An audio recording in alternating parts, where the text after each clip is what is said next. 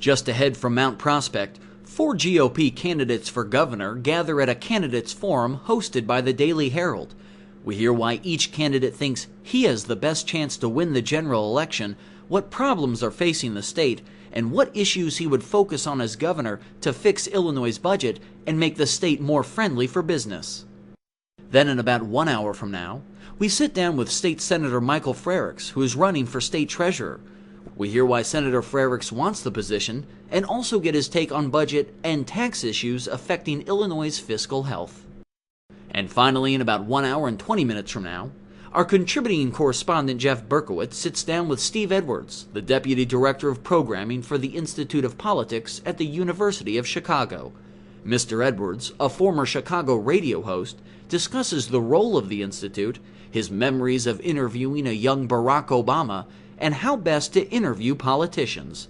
That's all just ahead after this brief note.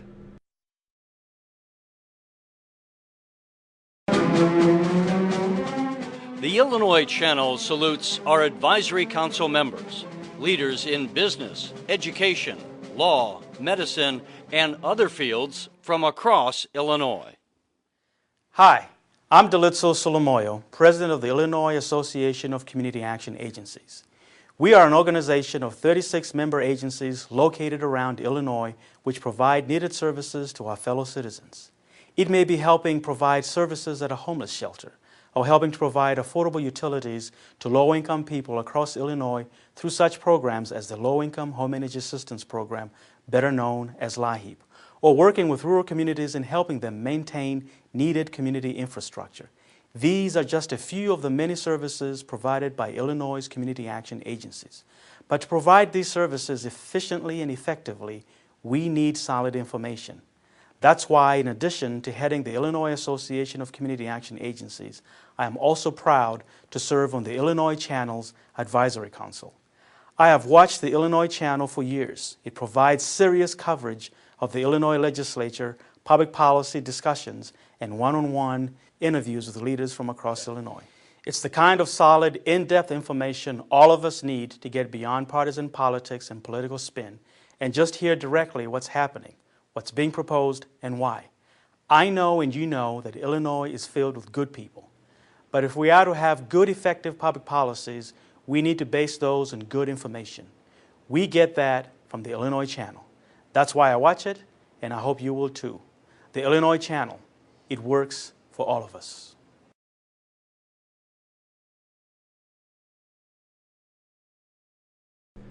Next from Mount Prospect, GOP candidates for governor gather at a forum hosted by the Daily Herald and ABC7 Chicago. State Senators Bill Brady and Kirk Dillard, businessman Bruce Rauner, and State Treasurer Dan Rutherford each discuss why they are the best candidate to win the general election and what issues they would focus on as governor. This runs about 1 hour. First, categorically, what is your position about minimum wage in Illinois? And then secondly, how will you as governor advance that position to a legislature that very likely is going to be primarily Democrats and possibly even a veto-proof Democrat legislature in both houses? How can you accomplish what it is that you'd like to accomplish? Treasurer Rutherford, how about if we start with you? Sure. Well, first of all, I do not support lowering the state minimum wage. Secondly, I do not support raising the state minimum wage at this time. Categorically, that's my answer. Now to go, how do I intend to deal with this in the General Assembly? I understand that there are movements in the General Assembly to raise the minimum wage, and there's even referendums that are going to be on the ballot in the city of Chicago to raise it to $15. You know, as I look to negotiate in Springfield, I understand the tidal wave could well be that it could push it forward. What I would do as a governor, though, is I would work with the General Assembly to make sure that when and if that movement comes forward, what we can do to help make it better for businesses that are going to have to absorb those costs. There's additional types of business assistance, incentives, taxes, structures, and fees that I would look to help negotiate if I see that they were going to try to go ahead and pursue this. And I'd also tell you candidly, you know, the idea of someone saying, well, I'm going to veto it, I get it. It takes 3/5 to override, and I've seen General Assemblies of the past having done that. Do I check my mic then? Go ahead, I'll go in there and check the mic. Mr. Rauner. Yeah, I think, am I on? Sounds like I'm on. The minimum wage is a double-edged sword. We need to be thoughtful about it. Raising it can help struggling families that are struggling to make ends meet in this brutal economy. That's a good thing. Although no family can live a good life on a minimum wage. Let's not kid ourselves, whether it's $7 or $11. A family can't live on that wage comfortably. Let's understand that. The flip side is raising the minimum wage can be counterproductive in many ways. It hurts small businesses. It can lead to further increase in unemployment. It can make small businesses close their doors or leave the state or replace workers with machines. And we can end up hurting the folks that we're trying to help. Unemployed teenagers, struggling families, low-skilled, no-skilled workers. So we should be very thoughtful and careful about it. In the context of a major pro-business reform package, workers' comp, tax reform, and tort reform, I can and will support an increase in the Illinois minimum wage.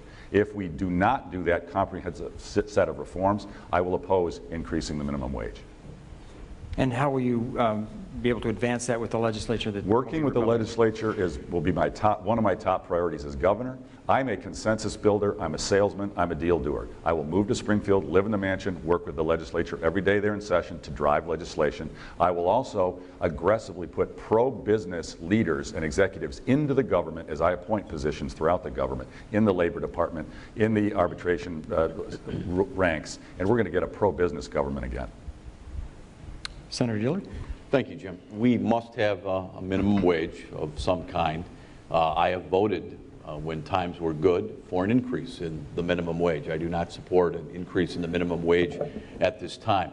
What gets lost here is I do not. My vision of Illinois is to have no one living on a minimum wage or let alone raising a family on a minimum wage job. My vision of this state is to, as I said, make us a destination economy for good wage-paying jobs. And I worry that sometimes the discussion on minimum wage sets the bar way too low. But it appears we're going to have a national discussion because I think the Democratic Governors Association have decided they want to make the minimum wage an issue, and it's good. And I agree with Mr. Rauner that we need a comprehensive look at all of our business policies in the state of Illinois.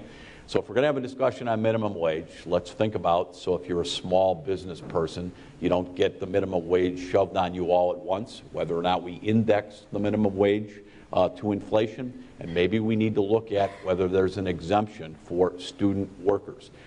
Just to close, I last Friday met with the CEO of McDonald's Corporation, headquartered in my district. He reminded me they're not a minimum wage employer, but for the first 6 weeks or so, someone working there might be a minimum wage employee.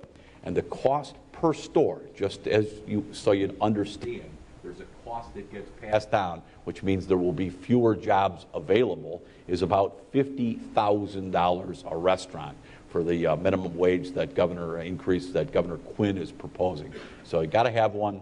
Well, maybe you ought to be indexed for inflation, but nobody should be raising a family or living on a minimum wage. We need to set that bar much higher. Thank you. And Senator Brady. Yeah, I've called for a moratorium on raising the minimum wage.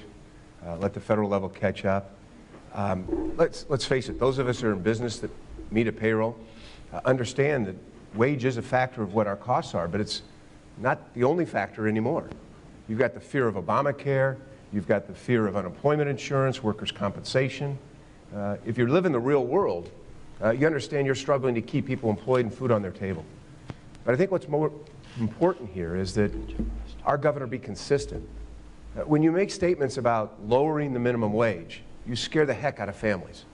And it's just out of touch with reality. When you make statements about raising the minimum wage, you scare the heck out of businesses. We know that the last time we raised the minimum wage, we saw the biggest increase in unemployment the state has seen in recent history. We need someone who's going to be a leader.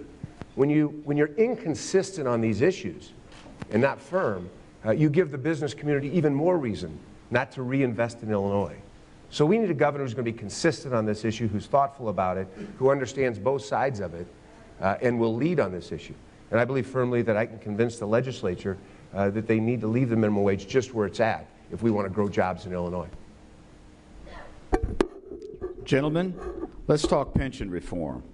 And I want to do it a little bit differently. I want to ask each of you an individual question because this isn't a debate, and I just want to sound you out on some opinions about pension reform. And I know a bill was passed by the General Assembly and signed by the governor, but the courts have to weigh in. So this is far from a done deal.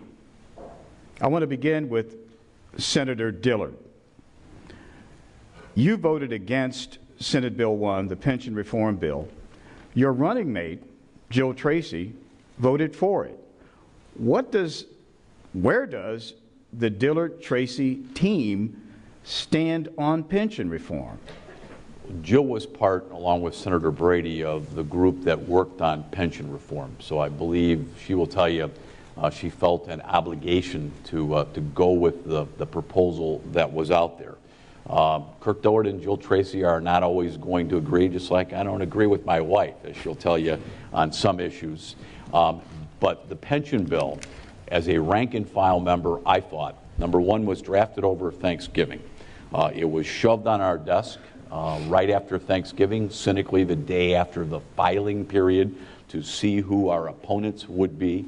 And we were given, and if I've learned one thing from Obamacare, it's when they put a bill that's about that thick, 350 pages on your desk, you ought to read it before you vote on it, and we didn't have that opportunity. We didn't have an opportunity from people who opposed it, either on the right side, like the Illinois Policy Institute, or on the left side, like a retired teacher in downstate Illinois, in the state Senate, to really have a hearing for rank and file members. But Charles, the real reason I opposed it is I believe, and Governor Quinn will have $1.3 billion worth of savings. And yes, we need major pension reform, but I thought we should have required the governor to pay down the old outstanding bills with the $1.3 billion in savings and give us a plan to roll back the Democratic Party's 67% income tax increase. And I've known Pat Quinn since I was 12 years old. He grew up in my neighborhood. He's going to use that money. He's going to use that money to expand the government, and we will be in a deeper hole. And then last but not least, I believe, and it's not just me, I just read that Ann Lucene, a great constitutional law professor, perhaps the best in the state from the John Marshall Law School, who was at the Constitutional Convention in 1970, said that this bill is of dubious constitutionality. Thank you, Senator. Go counterpoint, Senator Brady, because you were a member of the conference committee, of course, that helped write the revised Senate Bill 1. Why is it a good deal? Well, as I said before, this is the toughest vote. If you voted for this, it took real courage because you had to go back to your constituents who had paid every dime into the system over their careers and tell them that you were going to change the rate and growth of their pension. But the fact of the matter, it was either that or we cut classroom spending and other things. We had a real reality check here that we need to deal with. And it really took courage on the part of the members of the General Assembly in a bipartisan way to do this. You can't use the excuse you didn't know it was in the bill. We are paid to examine bills, and everything that was in the bill had been discussed and drafted over the last 2 or 3 years. But meaningful reform, $160 billion in meaningful reform. Is it a perfect piece of legislation? No. I actually sponsored a different bill, which I would have preferred. But when you work in a bipartisan way, and a Democratic-controlled General Assembly, and you've got no leadership from the governor's office, you have to work with your colleagues. We brought the Senate Democrats from $40 billion up to $160 billion, really $190, because under current law we'd have a $30 billion liability in 30 years, and now we'll have zero.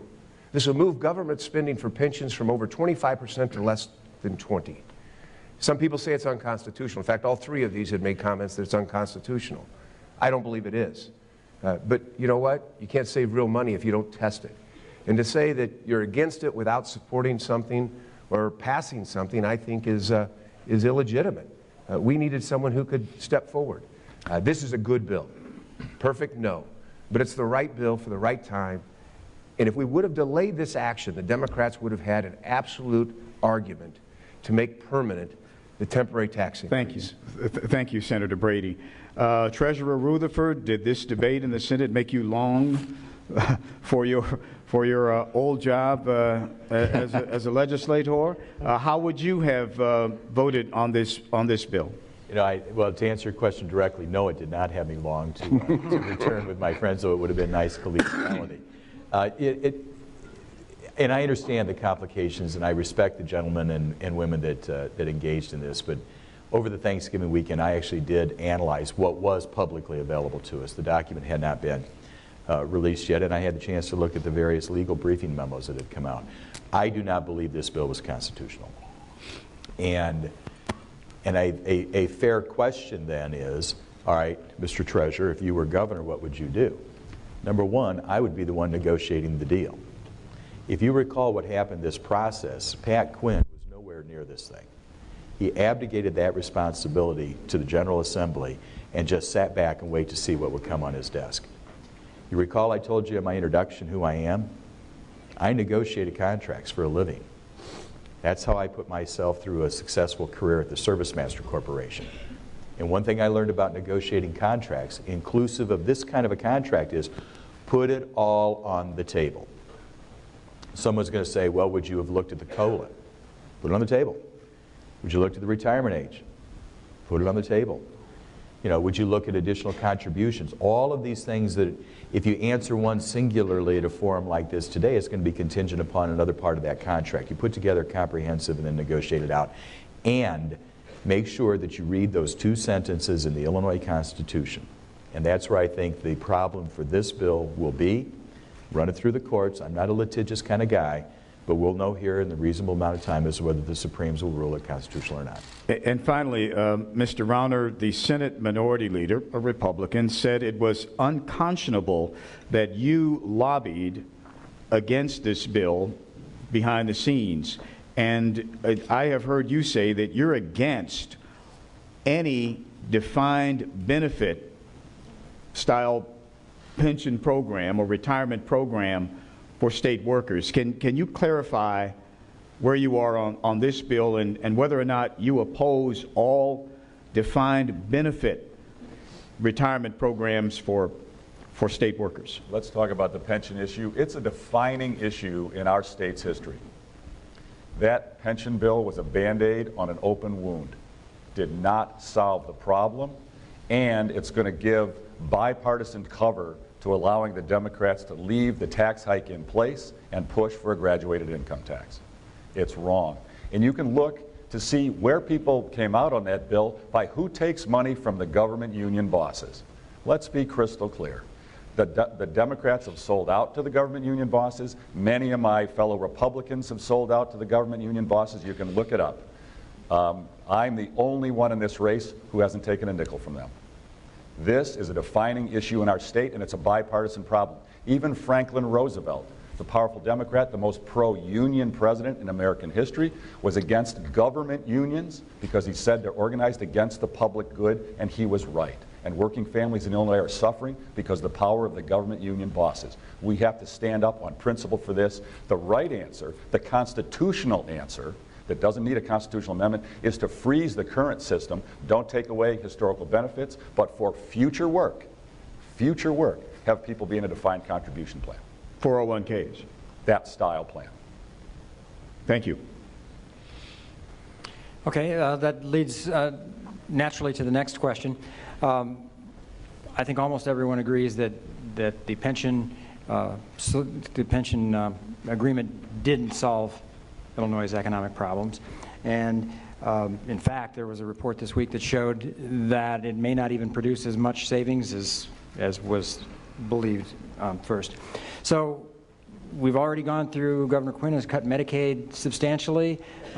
We've gone through years of sort of a mentality of cutting in Springfield. What do we do now? What would you as governor do? And again, working with a legislature that may be from the opposite party, how would you go about achieving what you would like to, and with the economy and, and with the budget for Illinois? Mr. Rutherford, how about if you start? Well, I'm not sure that Medicaid is actually taken care of with regards to Governor Quinn's actions. I mean, there is a very, very sensitive portion about where we are in regards to eligibility and fraud and so forth. I don't think we've gone what we should and could do in that. Again, as I introduce myself to you, how I think and who I am. As the treasurer of the state of Illinois, my first fiscal year in office, I cut my general revenue budget by 2%. My second full fiscal year in office, I additionally cut my general revenue budget by 3%. I am now in my third full fiscal year as your state treasurer, and we will be introducing to the General Assembly our budget, which cuts our general revenue budget by an additional 5%. In less than one term in office, I've been able to cut my general revenue budget by 10% while maintaining a high standard of performance. From the business perspective, I take an analysis of our unclaimed property. We just announced a couple days ago that the 2013 dollar amount of returned in claims and assets to public of Illinois has reached astronomical. In fact, it's a 70% growth in assets returned since I became in office. The Bright Start 529 program, our college savings program, is off the charts in performance. We increased assets by $1 billion in 1 year. And all of this is while cutting within the operation. So I think to answer your question directly, I'm going to do the same kind of thing as I've done as a state treasurer in the office of governor. I'm going to be looking at every agency, asking them to come through and do a performance review, and we're going to have the same kind of successes that we've enjoyed in the treasurer's office. Senator Brady, how about you? How would you address the Illinois economy? Well, the first step was pension reform. It will save $1.2 billion, at least $160 billion over the 30 years, and we had to have that to argue that we needed to make sure this income tax sunset. Or the Democrats, you're naive to think they wouldn't have used that as an argument to extend it and make it permanent. My argument is to make sure that does sunset. Make the pension payment, let the tax sunset. Then we've got $7.5 billion in unpaid bills that need to be paid off no less than over 4 years. That'll take about $1 billion, at least a year, to bring them relatively current. After that, you've got to work with the legislature. These are men and women who are elected to represent the people of Illinois. And we need to work with them to redefine what our highest priorities are. I happen to believe we can save a lot of money by reconstructing a Medicaid system that works for those who are entitled, but gets those who are not entitled off the rolls. I also think there's a lot of other things we can do by reducing overtime pay in the Department of Corrections, working with unions to better manage state resources in our state. But the fact of the matter is we have to have a governor who's got the discipline to not allow the legislature to spend more money than it has, and a governor who's got the discipline to manage that spending. Frankly, you could argue that the legislature passed balanced budgets in the last few years, but the governor didn't manage them, which is what led us to the huge unpaid bills. But the real key is these policies have to be driven to create jobs. The 200,000 jobs that we lost in the last 5.5 years, those cost us billions of dollars in revenue each and every year, not to mention billions of dollars in expenditures to help fund the necessary needs of those families. We've got to put ourselves on a path of job creation, bringing revenues in through job formation, not taxation. Thank you. Senator Dillard. I'm going to do it just as I did as Jim Edgar's chief of staff, where we inherited a $1 billion deficit, left $1.5 billion surplus in the state treasury. You got to focus in on Medicaid. It's your state's largest expenditure. Pensions, I agree with Senator Brady, is crucial. Medicaid dwarfs the size of the $1.3 billion in savings that you're going to get from the pension bill. I've managed Medicaid before. The New York Times, a paper that's a little to the left of the Daily Herald in philosophy, says that 10% of all Medicaid is fraud. And as Speaker Newt Gingrich, the former Speaker of the United States House, says on the banquet circuit all the time, and man, can you imagine what it's like in a place like Illinois?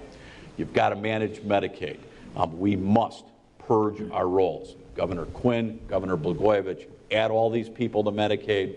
We have, according to the CBS station in Champaign-Urbana, nearly half of the people that are on Medicaid in Illinois, again, we spend more on Medicaid than we do on education, are ineligible to be there. I proposed a constitutional amendment. If you want a game changer that will really change the culture of Springfield, Jim Edgar and Kirk Dillard are not going to be there with their line item veto all the time. If you want a game changer constitutional amendment, it is to force the legislature to pass a balanced budget or they don't get paid.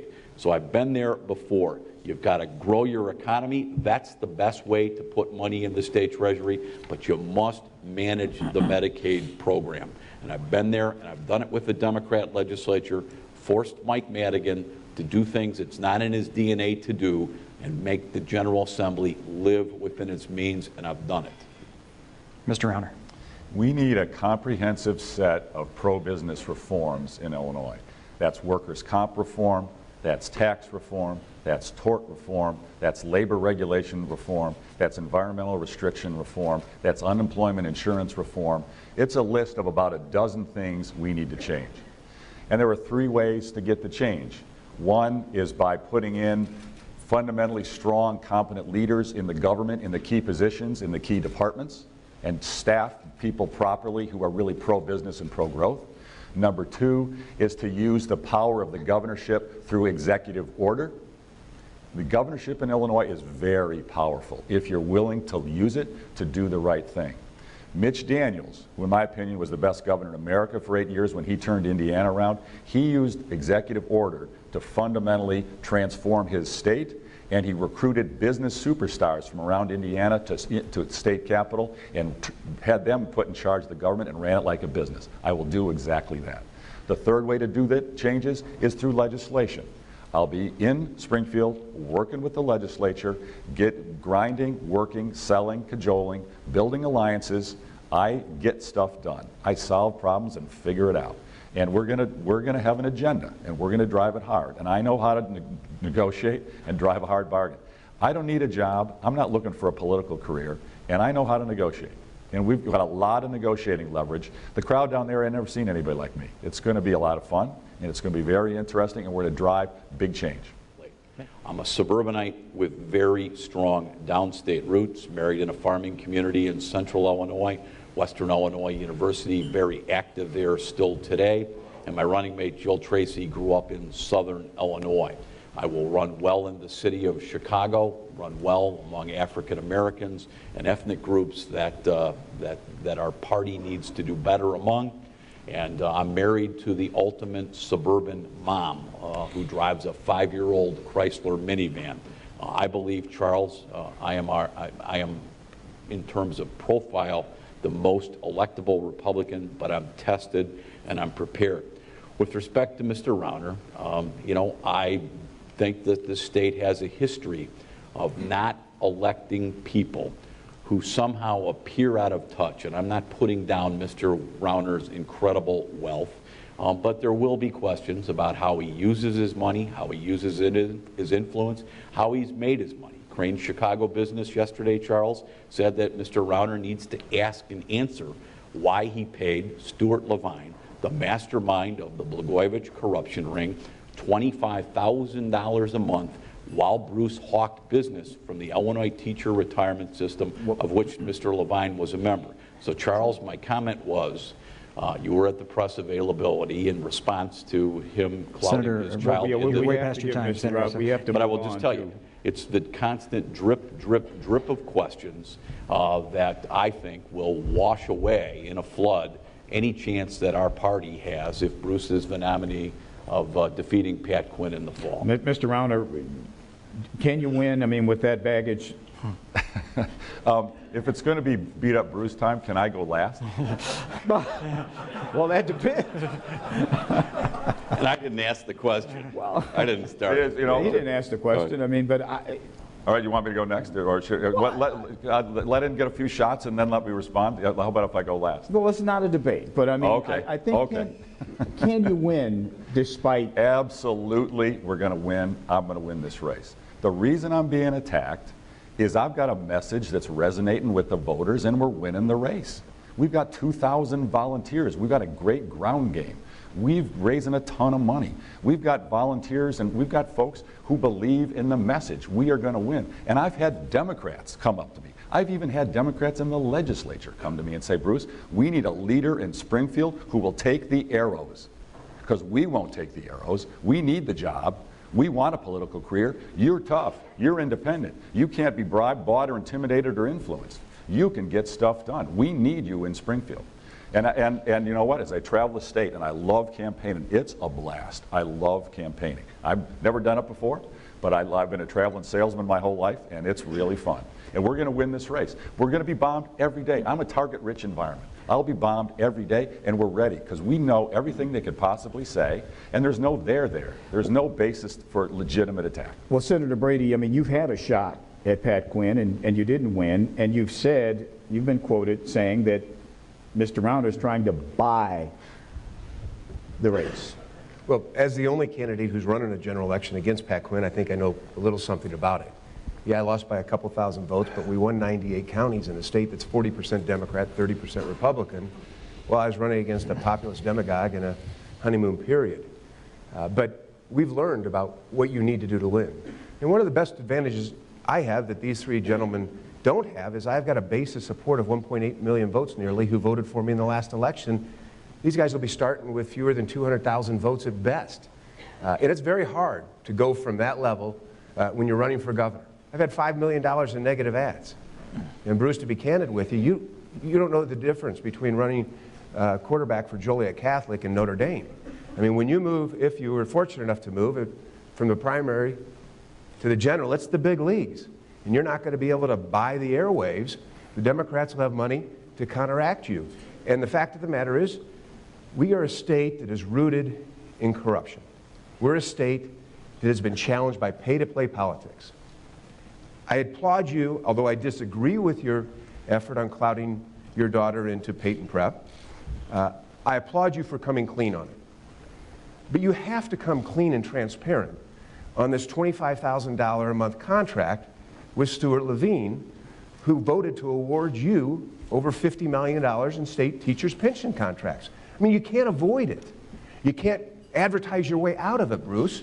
And just candidly speaking, as one Republican to another who wants to make sure a Republican wins, you've got to be candid. Treasurer Rutherford, what do you think? I'm the only guy on this stage that's won a statewide office as a Republican in the state of Illinois. Now, there's something pretty powerful to be said about that. It's not about how many counties you win. It's about the population, the vote that you win by. I've had 1.8 million votes, too. Okay, let me tell you. I ran for Secretary of State in 2006, and I lost.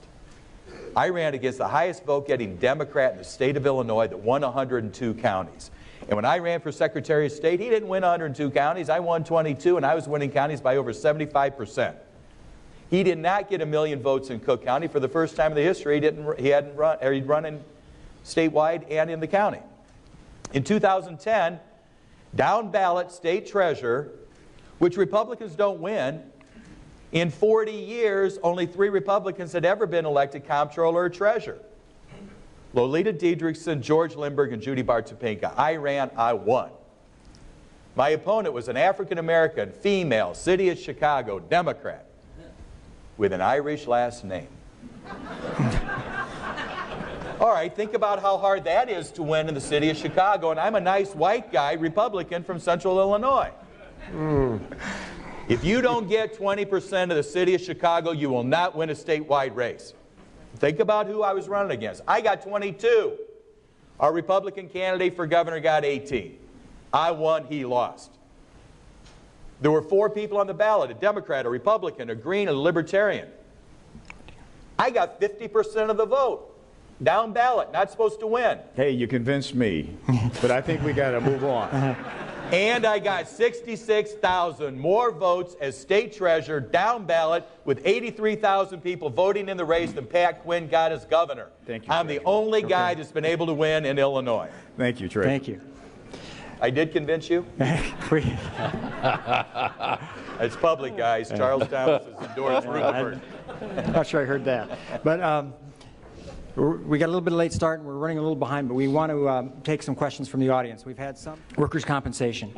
Some reforms were approved a few years ago in workers' comp, but there's still a lot of talk about what needs to be done in order to get Illinois' workers' comp situation back to where it should be. I would like to know, and the questioners would like to know, where would you like to get workers' comp to be? What do you see as workers' comp reform, and how do you achieve that? And Mr. Rauner, how about if we start with you? Well, this is a fairly easy one because workers' comp reform was done in Illinois about 2 or 3 years ago, just the way pension reform was done in Illinois now. It's baloney. We are not delivering results. We didn't do real workers' comp reform, and Republicans got sucked into voting for that bad bill just like they got sucked into the bad pension bill. We need major workers' comp reform. Now, I'll take the next 45 seconds of my answer time to deal with Stu Levine, because I think that everybody here deserves to hear. This guy Levine, I don't know. I've never met him. I've never interacted with him. He had a company that was a subsidiary of a company that we had a minority investment in along with other venture capital firms. I didn't know it. I wasn't on the board, never interacted with him, don't know the guy. And apparently, he was also on the Teachers Retirement Board in Illinois. I don't know that. I don't know their board members.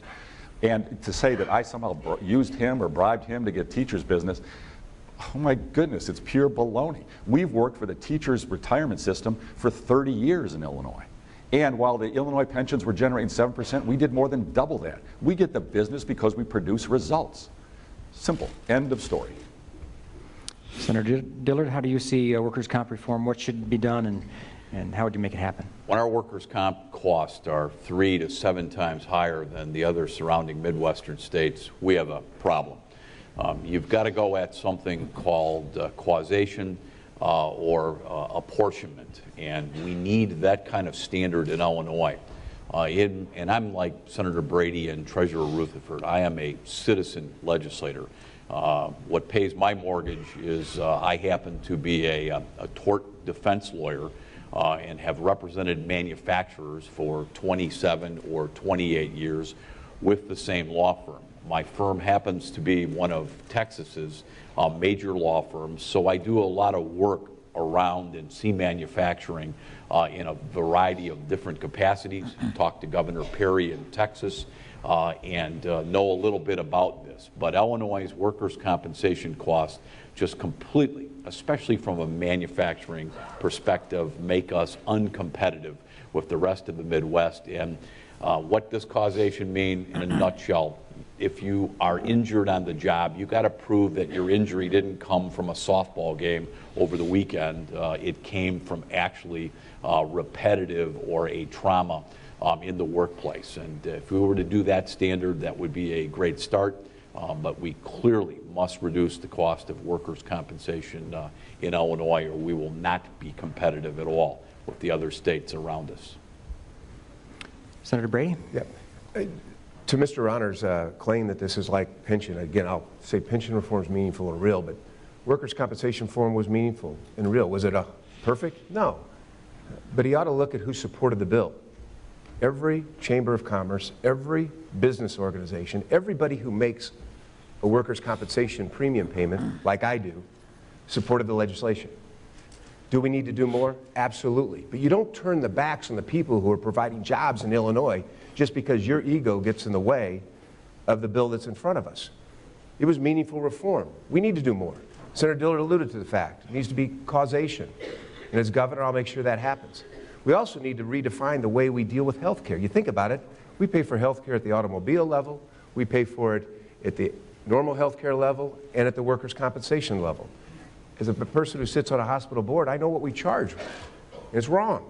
And we need to deal with health care costs and causation. As governor, I'll provide that. Back to the Stuart Levine thing. Mr. Honor, I just find it hard to believe that you presented yourself in front of a board and didn't know who Stuart Levine was, the most notorious guy. And do you think it's really ethical that your sub-firm paid him $25,000 a month and he voted for you to get more money? Senator, let's try to keep on the topic.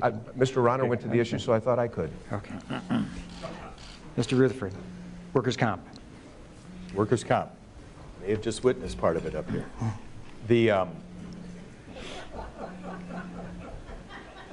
The process for legislating, when you have Democrats and Republicans and upstate and downstate, liberals and conservatives, is a process of consensus. I have voted on bills that weren't exactly like I wanted. If I was king of the forest, things would be different. But a governor is not king of the forest. You have to work with people to bring about a consensus to have any movement to be beneficial.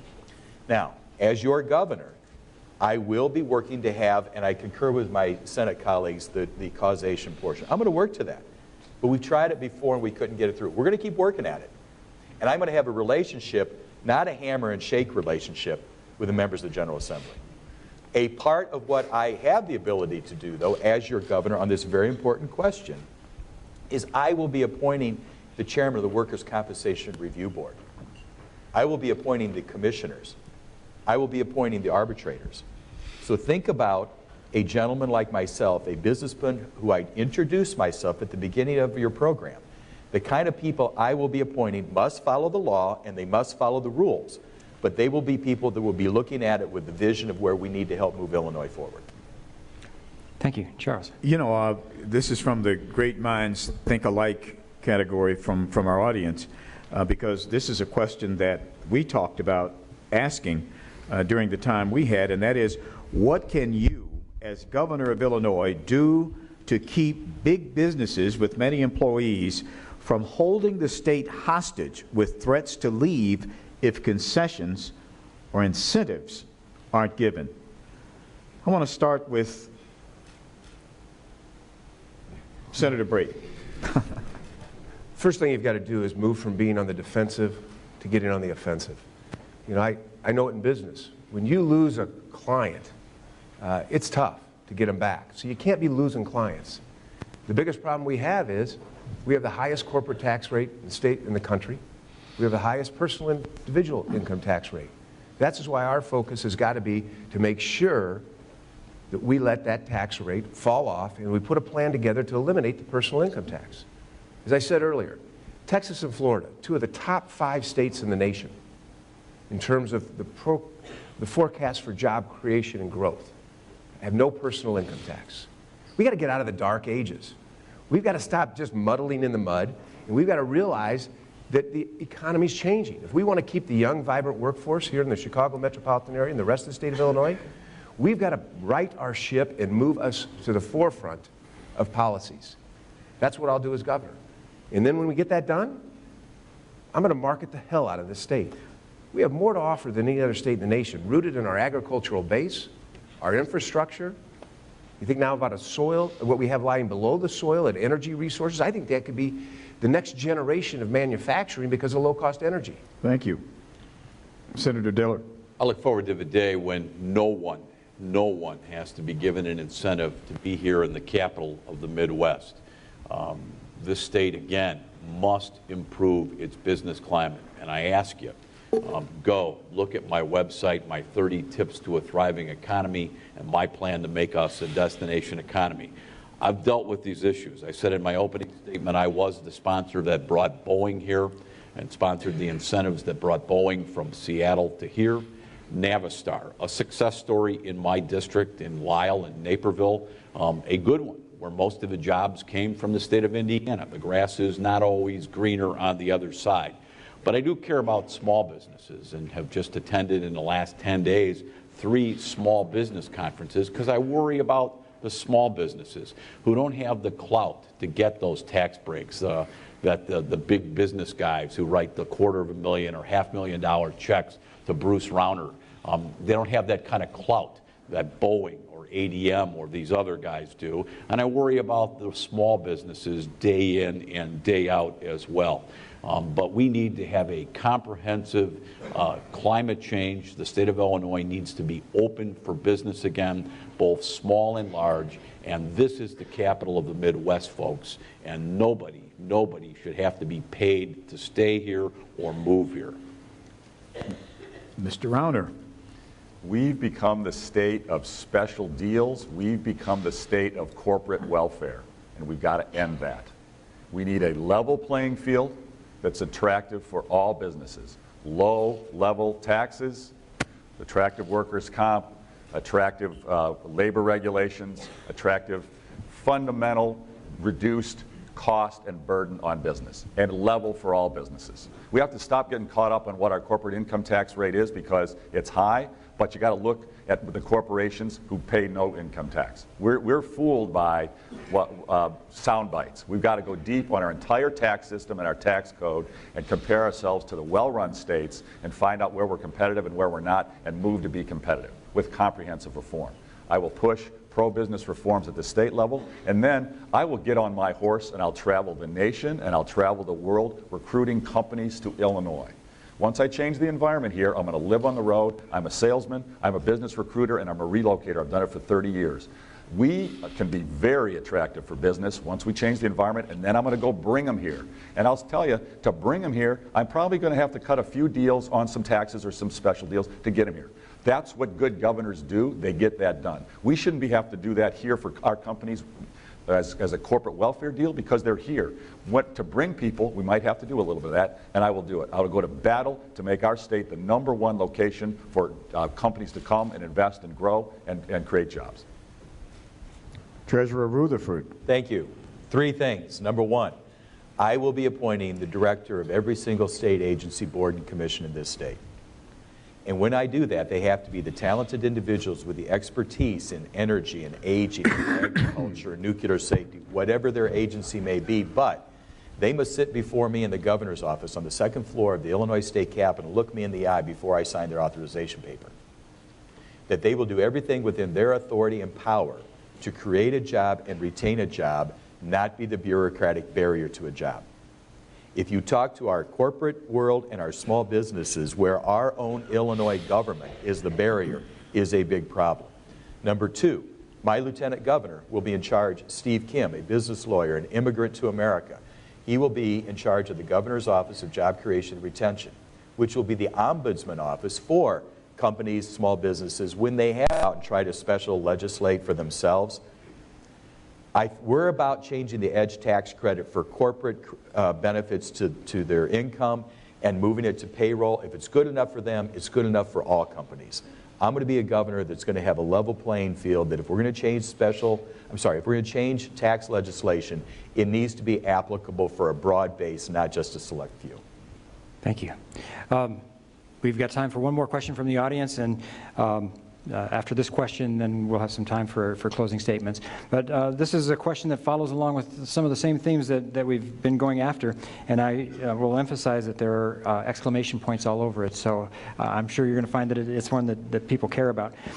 Illinois' economy and business needs good infrastructure, roads and pipes. We're way behind in taking care of Illinois' infrastructure, but given all of the other things that we've talked about with what the state has to do, what can you do about it? Mr. Rauner, how about if we start with you? One of the most important priorities for spending after education is infrastructure. We can't be a world-class economy with major economic growth without world-class infrastructure. We're the heart of the transportation network for the United States. We need world-class roads, bridges, airports, rail, locks and dams, world-class. And we've got to come up with the money to do it. The politicians in Springfield today are siphoning off our transportation funds and spending them on other priorities. We should keep our priorities on our infrastructure. And where we're struggling, while we're coming out of our mismanagement phase that we've been going through for 15 years, struggling financially, we should come up with creative public-private partnerships to finance some of our infrastructure projects, and I'll be aggressively, creatively negotiating some of those as well. We need to invest in our infrastructure aggressively to get major economic growth. Senator Dillard. Thank you. We need to do a number of things with respect to our infrastructure. First of all, I've been a legislator, and I've discussed this with Mr. Slusher at editorial boards of the Daily Herald, that has voted for all of the capital or infrastructure, no matter how tough the revenues were that would pay for that infrastructure. I've always espoused that Illinois is a state that has 2 gas taxes. We have a regular gas tax, and then we have a sales tax on gas, and that is a tax on top of a tax. We should take the sales tax on gas, which is put into the state's general fund, and move it over for specific road and bridge projects, as well as mass transportation like Metra. The operating engineers, whom some have said, wow, why does a Republican have a union, a private sector union, support him as strongly as they support Kirk Dillard? Supports me because they know I am someone who has always been laser focused on infrastructure improvement. That's what they do. They're bulldozer operators and others. And they know that I am the best person with the best plan. And we have billions of dollars of pent up infrastructure needs in this state that must be taken care of. But groups like the operating engineers, the men and women who actually build our roads, support my candidacy because they know I have the right vision and the courage to do what's necessary to improve the infrastructure of this state. And that includes places like O'Hare Airport, where I've made difficult votes to keep O'Hare the economic engine for this part of Illinois. Thank you. And Treasurer Rutherford. Well, just for the benefit of all, the way we get our infrastructure built is through bond issuances for long-term debt from the state to then pay for the brick and the mortar, the highways, the bridges, and the airports. And that necessitates itself a revenue stream. But the other side of that is also where you are in regards to your expenses. And as the Treasurer of Illinois, I probably see this with a better clarity than many. The bond issuance that Illinois has been doing over the recent years, because our bond rating is so low, again, simple terms, we've got a poor credit score. We are paying much, into the tune of tens of millions of dollars more in interest and insurance on our bonds because our low credit score. So one thing as your governor, I intend to work through the process to help get Moody's Standard and Fitch to help raise our credit score, which then means more of those dollars will go to brick, mortar, and highways. Another point that I'd like to point out is that as your governor, I will not allow or tolerate diversions from the road fund. It is easy for assemblies of the past to go and say, well, we're going to pay for part of this out of the road fund. One more time, one less dollar to brick, mortar, and highway out there. And I think the third thing I'd like to say to you as your governor, I'm going to be a strong leader, and I'm not going to be shy. When the time comes and we're going to have debates about whether we should continue the type of a gas structure we have on gallons or should it go to mileage, that's going to be a part of a debate amongst other things that we're going to have to look at to see what we can do to put the resources to infrastructure improvement. Senator Brady. One of the big problems has been governors over the past have passed a big bond infrastructure program where we spend a ton of money and then we go dry. And what happens is when you spend a ton of money, you don't get the good bang for your buck because you're paying more because of the huge influx. And then when you go dry, workers are sitting there without a job and the roads and the bridges are dilapidated. We need someone who will take what we do in business, and that's about a 30-year approach to what our infrastructure needs are. What do we need in the long term? And then we need a consistent source of funding that will spread those improvements over the 30 years so that people are employed consistently, businesses know what they can rely on, and the public can know that their infrastructure is going to be maintained. Now, how do we fund that? Well, Senator Dillard's right. I sponsored legislation that would have eliminated the sales tax on gas, made Illinois gas prices more competitive, and given that money to the road fund. We also need a governor who will have the discipline, as Senator Rutherford said, not to divert the road funds. I commissioned an audit that showed that Governor Quinn was diverting over half of the money that goes into the road fund into non-road projects. Again, it comes back to discipline. It comes back to leadership and planning. As governor of this state, I'll provide that type of planning. But we can't have a governor who gets newly elected and decides he wants to buy off everybody with one huge infrastructure plan the last 5 years, and then where are we after that? Thank you. And with that, we're ready to close. So we have 2 minutes for closing statements, and we'll go in reverse alphabetical order this time. So Treasurer Rutherford, if you'll start. All right, I don't want you all to think I'm being repetitive, but Charles Thomas's question was an excellent one. I'd like to add even further to it why I'm going to be the nominee and how I can be the guy that'll beat Pat Quinn. And I hope I don't talk myself out of your support when I get done with this thing. In 2010, there were 3.8 million people that voted in the general election. 83,000 less people voted for office of treasurer. I got 66,000 more votes than Pat Quinn.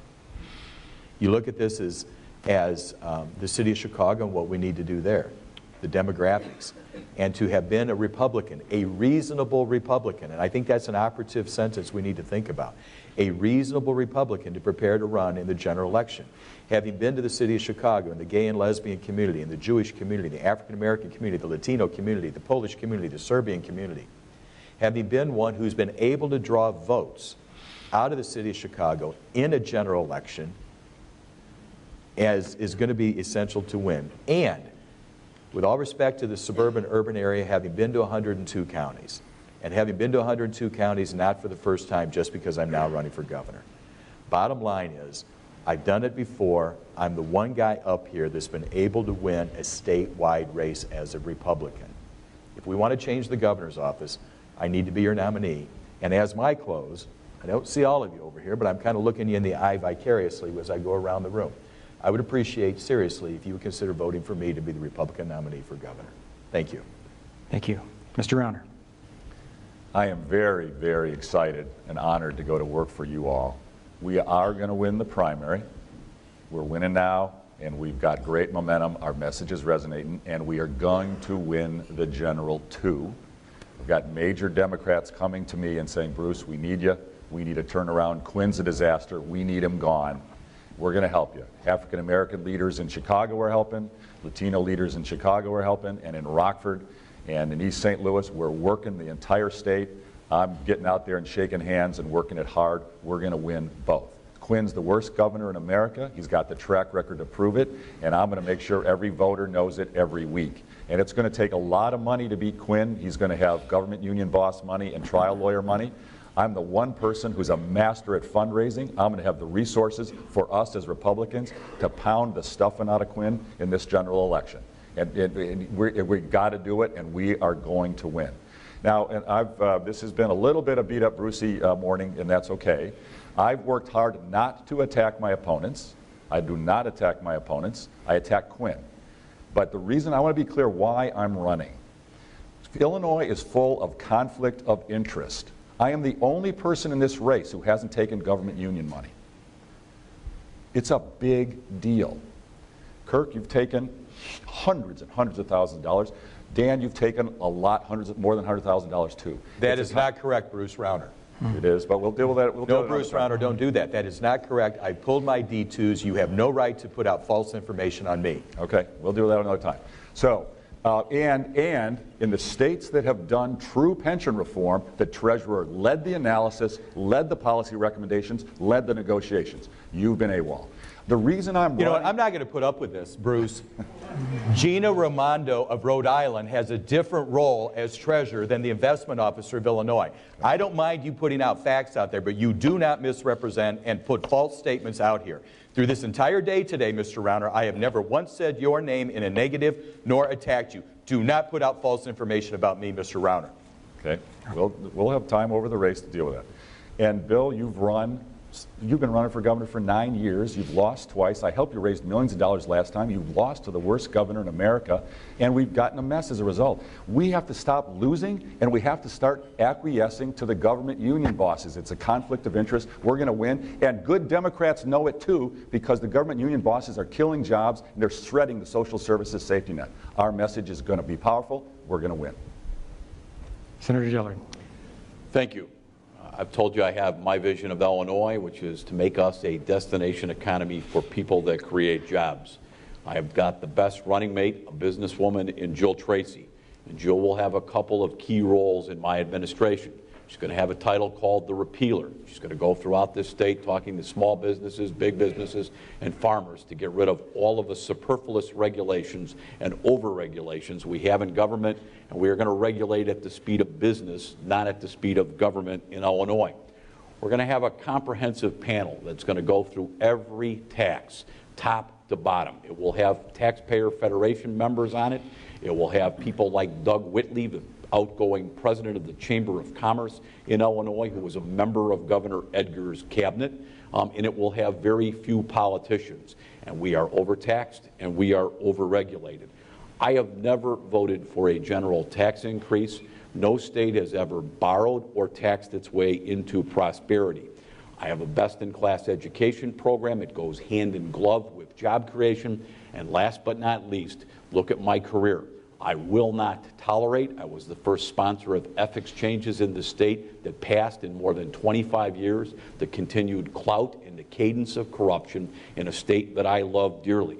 I have a 10-year-old and a 12-year-old child, and that's one of the reasons I'm running for governor. Aside from my unique experience in state government and an ability to get a Democrat legislature proven to live within its means. I want my children to be 10 minutes from me and have a job when they graduate from college, not 10 hours. That's my vision of Illinois. We're the capital of the Midwest. This is a great place to live, and I am sick and tired of the Chicago Democrat machine who have pile-driven the economic reputation and our reputation generally throughout America and the world of this great state, the home of Abraham Lincoln and Ronald Reagan, into the ground. So I ask you for your support together, and we must do it. If you're independents, Republicans, this is all our state. We must make Illinois work again. Thanks for being here this morning. Thank you, Senator. And Senator Brady. I, too, am here to ask for your support, not just for us, although this election isn't about the four of us. It's about you, and it's about our children and grandchildren. Who best can lead this state forward? And I wouldn't be here today if I didn't think I was the best in that position, although I have a great deal of respect in many ways for these three individuals. And I will admit, regardless of the other discussions about Bruce Rauner's money, he was very generous in the last campaign, and I'm grateful. And if you've got any extra, feel free to send it over today. And I am sure whoever wins, he'll be there to support them in that election. But ladies and gentlemen, to win, we need a candidate, I think, who's got bold ideas. We need a candidate who's willing to lay out a platform to eliminate the income tax in Illinois to move our state forward. We need a candidate who's willing to take a bold position on pension reform, saving our taxpayers $160 billion. A candidate who can work in a bipartisan way. Let's face it, I had hoped in the last election that we'd have a Republican-controlled General Assembly after I won, but it looks like it's going to be Democratic-controlled. We're going to need someone who can work across the aisle to push these initiatives, first by delivering support amongst the people and then the legislature. I've proven I can do that. We also need a candidate who can win. I've been tested, just like George Bush in Florida. Governor Bush told me the first time, he had to run the first time and lose to win the second time. In big states, it's hard when you're unknown. And believe it or not, Jeb Bush was unknown in Florida. But he came back to build on that first track record and win. He lost by 60,000 the first election, I lost by 30. He turned around and won, and that's what I believe with your help I can do today. This isn't about Bill Brady or Kirk Dillard or Bruce Rauner or Dan Rutherford.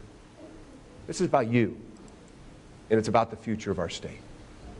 And I'm here today because I believe I have the bold initiatives to build a greater state, the greatest state in the nation. Thank you, and God bless you. You're watching the Illinois Channel, an independent nonprofit corporation formed to provide gavel-to-gavel coverage of Illinois state government and other public affairs events taking place across Illinois. The Illinois Channel salutes our advisory council members, leaders in business, education, law, medicine, and other fields from across Illinois. Hi, I'm Dr. Brent Clark, Executive Director of the Illinois Association of School Administrators. Education is one of the top priorities of state government. Our 2,000 members are individuals working to achieve maximum educational success for all students. The Illinois Association of School Administrators works to help them achieve that goal by providing them with professional development, by our meeting with lawmakers to ensure they know our issues, and keeping our members informed of current state policies affecting education. In short, supporting the work of Illinois school administrators is a worthy mission and a constant effort. That is why we also support the Illinois Channel.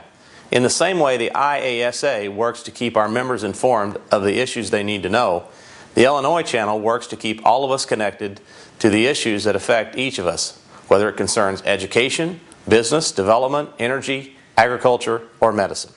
The Illinois Channel provides nonpartisan coverage of the legislature, the governor, the Supreme Court, as well as one-on-one interviews with government leaders and leaders in the private sector.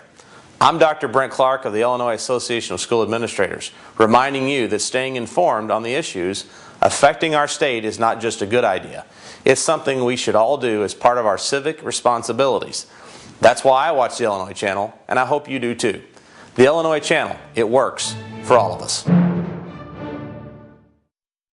Next from Springfield, we sit down with State Senator and candidate for State Treasurer Mike Frerichs. Senator Frerichs addresses such issues as why he is running for State Treasurer, whether Illinois should adopt a progressive income tax, and how a State Treasurer can best invest state funds to get a better rate of return for Illinois. This runs about 20 minutes. State Senator Mike Frerichs, thanks for joining us on the Illinois Channel. Terry, happy to be here today.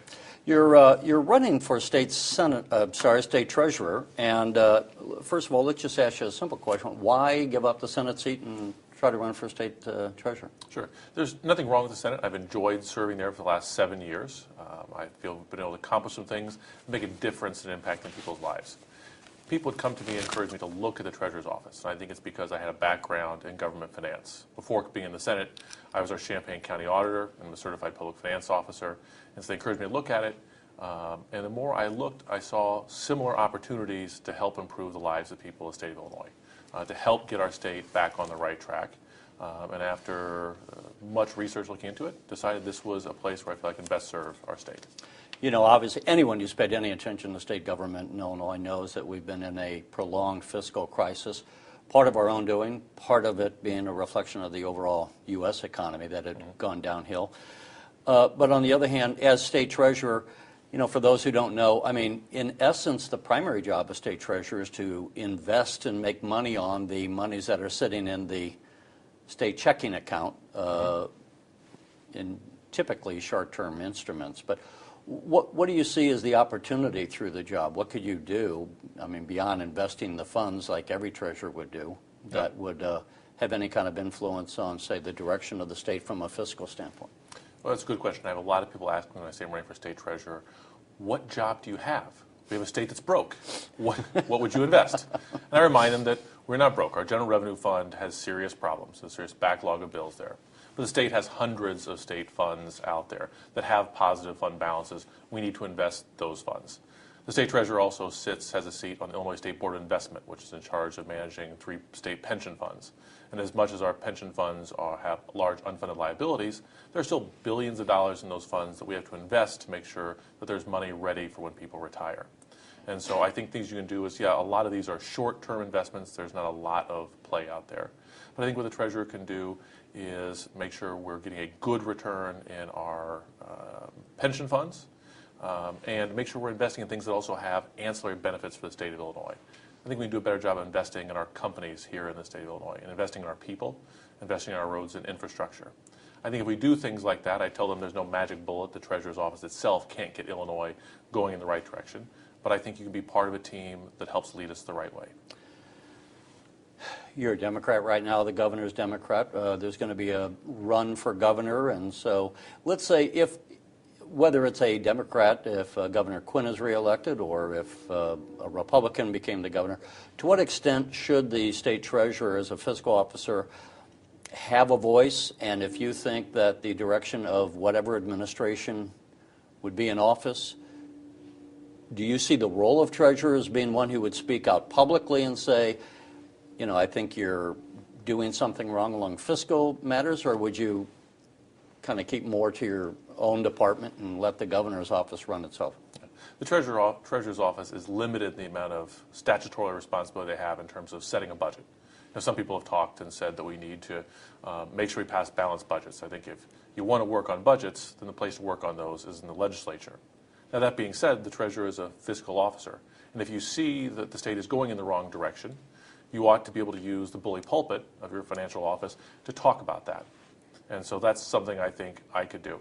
And whomever is the governor, it shouldn't make a difference about the job I am running for. And I look forward to working with whomever, and when I think they're going in the wrong direction, calling them out on that. Dan Rutherford is the current state treasurer. He's running for governor, so he's leaving the seat. Have you looked at what he's done? Is there anything that you would have done differently, or things that he's done that you would agree with? Well, I think we've got a big opportunity coming forward with our state's 529 plan, the college savings funds. Their contract is coming up. There's an opportunity for an extension, but I really think we ought to bid this out. And we ought to fight really hard to drive down costs that we're paying towards money managers. Because I think that when parents are taking a portion of their paycheck, you know, whether it be $50, $20 a paycheck to put into their kids' college savings fund, and they're trying to give them better opportunities, so they have an opportunity to go to college, a university, some sort of trade school program, the vast majority of that money should be going towards their kids' education, not towards some money manager in another state. You know, one of the issues that's come up periodically is whether or not we should combine the offices of State Treasurer and Comptroller. What are your thoughts on that? Well, I think the public ought to have a right to know. In the Senate, I voted to allow that constitutional question to go on the ballot. Now, that being said, I also said I would go out there and say there are advantages of having checks and balances. And to explain it to a lot of people, they say, well, can we be more efficient? Well, the city of Dixon decided they want to be more efficient, and they put all their financial responsibilities under one CFO. And she absconded with millions and millions of dollars. Like $50 million. 50-some million dollars in a small little town, Dixon, Illinois. She didn't have someone writing the checks with her or someone coming in and auditing her. She was the fiscal response officer. And people can understand this when you go to the movie theater. You go and there's one person there who you buy the ticket from, and then you walk 20 steps and you hand the ticket to someone else to get in. You could make it more efficient by just having one person. But if you just had one person, that person could very easily take your money, not give you a ticket, and put it in their own pocket and let people through. So I think it's good to have a comptroller who also is looking over the treasurer's office, and the treasurer who is a co-signatory on the checks, just to make sure there's no funny business with our money. This may sound stupid, but I'll say it. I mean, I think the savings they've estimated would be somewhere in the area of $12 million if you combine the offices a year, which $12 million is on one hand a lot of money, but relative to the entire state budget, or in the example you gave, if one person could, in a small town of Dixon, manage to skim off $50 million over a period of time, it might be cheap insurance. Yeah, and I remind people the reason we have a separate comptroller and treasurer with our 1970 Constitution is because we had that problem in the state of Illinois. And so I think we need to be very careful. I've told people that if we can find significant savings, we need to look at them. But then we do need to make sure that there's some sort of control, some sort of check and balance out there to make sure that we're not becoming too efficient, so it's very efficient to steal money. One of the other items that are going to be discussed this year, and it's, in fact, just as we taped this the other day, some of the Republican members of the legislature were having a press conference warning against this. It's an effort to have a progressive income tax. And for those who don't know, there's either you tax everyone at a same rate, which Illinois does on income, it's we call it a flat tax, or you do what is done at the federal level, where the more you make, the more you pay on a percentage basis. What are your thoughts relative? Some people are saying we should have a progressive income tax, and for the viewers' sake, if that were to come about, first of all, they would have to vote on it. It would have to change the Constitution. The legislature would have to put it on the ballot to be on the ballot in November. So it's not something that you can do, just to be clear. No. But just from a philosophical standpoint, or where do you stand on that issue? Yeah, there are many steps before this would become law. But what I hear some of my Republican colleagues saying this would be bad for the state, that a progressive income tax, or what we call a fair tax, would destroy jobs. They say it's a jobs killer. I'd say we've had a progressive income tax in the United States for 100 years now, just over 100 years. And in that time, we've seen some of the greatest economic growth in the world. And so if a progressive tax really were a jobs killer, then it would have stifled jobs at the federal level. And I also remind them, the very first time we had a progressive income tax in this country was under Abraham Lincoln. To finance the Civil War in 1862, passed a progressive income tax. And so these people who say proudly they're the party of Lincoln, I would say, look towards Lincoln. He didn't have a strict ideology. He was about keeping this union together and doing it in a way that sort of brought people together. And I think that we can have that discussion here as well. We don't need to have a battle of rich versus poor, class warfare. But I think that we can have something that's fair for those who have been given more. They can pay a little bit more. And we're not necessarily talking about huge number of different levels out there or a huge disparity. But I think that this is something the voters ought to have a say in next fall. I spoke earlier this saying, I don't know, is your term up this year in the Senate if you were not to be elected? Would you remain in the Senate? I would remain in the Senate, yes. Okay. The current flat tax, the income tax, which is a flat rate at this point, is at 5%. It was raised from 3.75%. That increase is supposed to come off not in its entirety, but mostly revert back to the level nearer to what it had been.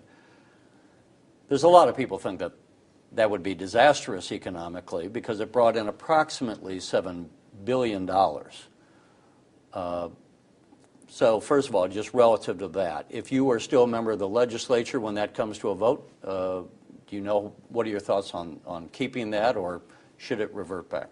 Yeah, we've got a long way to go. And I think what the legislature needs to do in this upcoming year is live within our means and pass a reasonably balanced budget. Now, that's going to mean cutting back in some areas, and some of those cuts are going to hurt. But the public ought to know as we're going into this upcoming election, I think this will be the big issue in the governor's race. And that both sides ought to honestly say what they would cut in order to balance the budget, or how much revenue they're going to need to raise in order to keep those priorities intact. And I think that if both candidates coming out of the primary are honest about this and they lay this out in front of the public, I think the public will decide, and then that's what the General Assembly will probably do. They'll say the will of the people have spoken, they liked candidate X's approach, and let's move forward with that. Do you have any personal thoughts as far as keeping it on or not? Well, I think what we ought to do, as you saw in California, what they did first is they said, Governor Brown showed what the cuts would be without the revenue. And when the public saw the cuts towards higher education, K through 12, public safety, infrastructure spending, the public said, we don't want to see those kind of cuts. Those kind of cuts would pull our state backwards. And so we should start with that and let the public have some say out there. I think that's the way democracy should work. You know, on your website, you have you discuss B minus. Would that be the phrase? Corporations. I'm not familiar with that term. So benefit corporations are something that I help pass into law. It's allowing a different kind of corporation out there. Right now, a corporation has a responsibility to its shareholders, to their board of directors, to increase share price. And so sometimes you see corporations doing things that aren't necessarily good for the environment, aren't necessarily good for their communities, because they think that it doesn't have an immediate impact on the value of their shares, and they're worried about shareholder lawsuits. These sort of B Corps would allow them to have other purposes. That wouldn't require any corporation to do this, and that's why we saw a lot of corporate support for this. They said, some of them have an ethos that they want to take steps that improve their environment, that help their community, and they want to be immune from those lawsuits out there. Any corporation that wants to do that now will have that ability. If they don't want to, they can continue just as they're currently incorporated. And if they did do that, it would, alleviate them? Would it have any tax implications? Or No, this doesn't change their tax implications. This is something that, it's one of those rare bills that gets brought to you that people on the left and the right both like. The people on the left like it because it allows the opportunity for corporations to act in a more environmentally responsive manner. And I had people on the far right said, I like flexibility and choice in how we incorporate. And so I think we had strong sort of bipartisan support on this issue. On the area, we talked earlier just briefly about the pension. Everyone's heard how we were the most underfunded. One of the issues that relates to underfunding is how much are you earning on your investments, and we kind of briefly touched on that. Have you looked at, I sometimes wonder if in the state's quest to be conservative with their investments, they're not overly conservative and are shortchanging the taxpayers.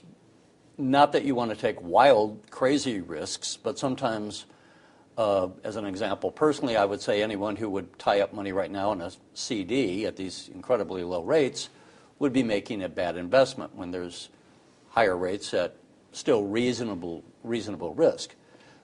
Have you looked at any of that? And as state treasurer, what are your thoughts as far as saying, let's allow the state's funds to be invested in a little bit more risky manner, but not crazy risk, but so that you earn more of a rate of return that would be closer to at least what the overall market would be earning?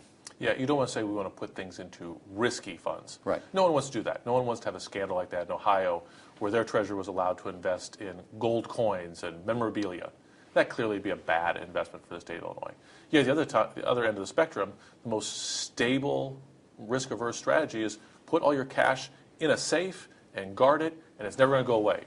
But you'll make no money off of it, and you're actually losing money in the long run. Right. And so the job of the treasurer and other finance professionals that we work with are to make sure that we get the best rate of return possible at the lowest amount of risk, and it's a balance out there.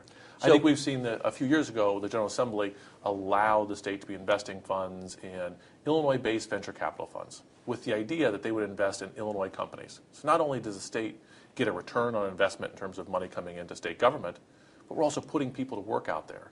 We're creating companies, or growing companies and creating new ones out there, and those people have income that comes back to the state in terms of taxes paid on their salaries. Those are kinds of things that can be a little bit risky, but that I think have good payoff. And it works so well, we increased the amount of investment from 1% to 3%. Our current treasurer has decided he doesn't want to take advantage of that. I think there's a little more room there for something that says it's not really a risk if we're investing in our state, if we're investing in our people. I know I did a story some years ago when Judy Bartopinka was in her first term as treasurer, nearing her first term. It was a different economy then, but the viewers might be surprised to hear that she earned $1 billion in interest during that first 4-year period. So the amount of money that a treasurer can earn on the state of Illinois funds is substantial. And when you're investing on an overnight basis, a couple of $1 billion, even one day's interest can be substantial. When you would look to invest, who would make those decisions? Now, you said you would put it out for a bid. Would you just pick the lowest bid? To what extent would you look to say, I'm going to look at your track record, and would that be under the umbrella of one company? Or would you say, given the billions of dollars we have, the overall state budget is somewhere in the neighborhood of $62 billion. We often hear the general revenue funds, which are, what are they now, about 35 billion or so, 34 billion, somewhere in that area. But the overall is 62 billion. Would you put that all under one management, or say I'm going to bid it out in units of you get to manage $10 billion or wherever you draw the line? How would you do that? I think that old phrase that you don't put all your eggs in one basket is a good bit to start off of here. You're not going to put it all into one company's hands. Diversity is a good thing in your investment portfolio, and it's a good thing to have a diverse set of opinions out there as well. So I think if you wanted to really drive down costs the most, you offer it all to the highest bidder. They're probably going to compete a little more. If you get a lot of different people involved, if you put out for lots of different companies, you get so much that people would say, I really need a higher return to justify this small little sliver you're giving me. The thing we'll do is bring together financial professionals to try and find that healthy balance. That you have diversity of opinions, diversities in your investments out there, but still you're not paying excessive fees to money managers in the state of Illinois. Before we end, let's hear a little bit more about Mike Frerichs. So you've been in the legislature now for how long? I'm in my 3rd term right now. I'll be starting my 8th year. And I'm not sure your district number right off the top of my head, but you're around the area of Urbana, and how many counties would you incorporate in that district? The 52nd district, it is parts of 2 counties, Champaign and Vermilion counties. So you probably get some good tickets to the U of I games, I would guess. But seriously, as you've now been running and leaving that area where any legislator tends to focus on their area and represent it, have you learned anything that surprised you in the quest for the state treasurer's office so far, where you've gone around the state and met with other people? What kind of things have jumped out, or interesting experiences have you had? I've had lots of interesting experiences, but I would say I'm biased to my own district. I really like it because I think it's a nice little microcosm of the state of Illinois. I have parts of Champaign and Urbana that if you looked at their vote totals, they'd be very similar to Hyde Park or Oak Park or Evanston. And I have rural parts of my district that if you looked at their vote totals, they'd be very similar to Effingham or Western Illinois. It's a nice little microcosm. It breaks out as fairly ethnically diverse, and you get a wide range of opinions associated with that university. And the university brings in a lot of people who are very liberal. It brings people who are very strongly conservative. And if you have to work with those people every day to get legislation done and to earn their support, I think that's good training for working people around the rest of the state. But I'd say it is a beautiful, big state. As much as I like my area, I think we get down to southern Illinois, they have some beautiful outdoors down there that we don't necessarily have in my backyard. I think that the university brings in an awful lot of interesting talent and diversity, but nowhere near as much as the largest city in our state, in Chicago. And I just think this is a wonderful state to live in. It's a wonderful state to represent, and I hope someday to represent them as a state treasurer. And just as we close out, we often hear this intellectual gamesmanship, if you would, or argumentation between upstate and downstate on the Republican side. Whomever the nominee is going to be more from the Chicagoland area. You're downstate. Does that matter? I think it matters to some people, but it shouldn't matter in the quality of job you do. You should be picking someone who is going to do the job, brings competency and experience and financial and government finance to the office. But I think for a party that has continually said around my area that the Democrats only care about Chicago, they don't care about downstate, if you look at our ticket coming out of there, you'll have Mike Frerichs from Champaign County, Sheila Simon from Jackson County, Dick Durbin from Sangamon County. Nearly half of the statewide ticket comes from downstate, because I think that we as Democrats believe in diversity.